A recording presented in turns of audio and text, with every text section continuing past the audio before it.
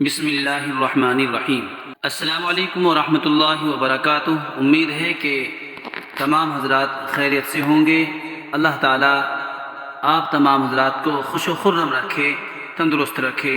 دوستو، جو پیچھے بات آئی کہ قصی نے تمام مناصب اپنے بیٹے عبددار کو دے دیے تھے، اس کے بعد جب عبددار اور اس کا بھائی عبد مناف مر گئے تو عبد مناف کی اولاد نے ارادہ کیا کہ اپنی چچا عبددار کی اولاد سے یہ سارے مناصب چھین لیں۔ بنی عبد مناف میں ہاشم، عبد شمس اور مطلب تھے۔ یہ سب کے سب ایک ہی ماں کی اولاد تھے۔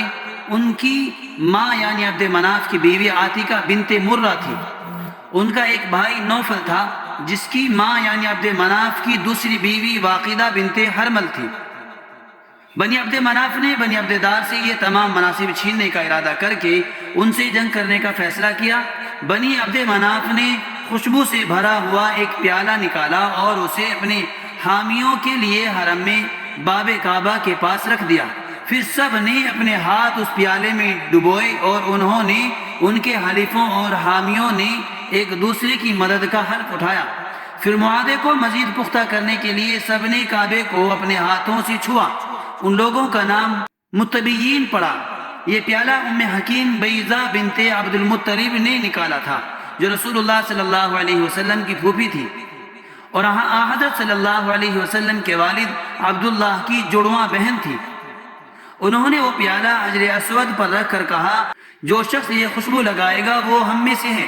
چنانچہ بنی عبد مناف کے ساتھ ان کے حلیفوں یعنی بنی زہرہ، بنی اسد، ابن عبد العزہ، بنی تمیم، ابن مرہ اور بنی حرث ابن فہر نے بھی اس سے خوشبو لگائی۔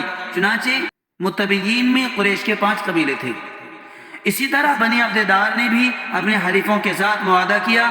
ان کے حلیفوں میں بنی مخزوم، بنی سہم، بنی مجمح اور بنی عدی ابن کعب تھے، جنہوں نے حلف لیا کہ ہم ایک دوسرے کا ساتھ نہیں چھوڑیں گے اور ایک دوسرے سے غافل نہیں ہوں گے۔ ان کا لقب اس حلف کی وجہ سے اعلاف پڑا۔ انہوں نے خون سے بھرا ہوا ایک پیالہ رکھا تھا جو ان کے کاٹے ہوئے اونٹوں کا خون تھا۔ پھر انہوں نے کہا کہ جو شخص اس خون میں ہاتھ ڈال کر چاٹے گا وہ ہم میں سے ہے۔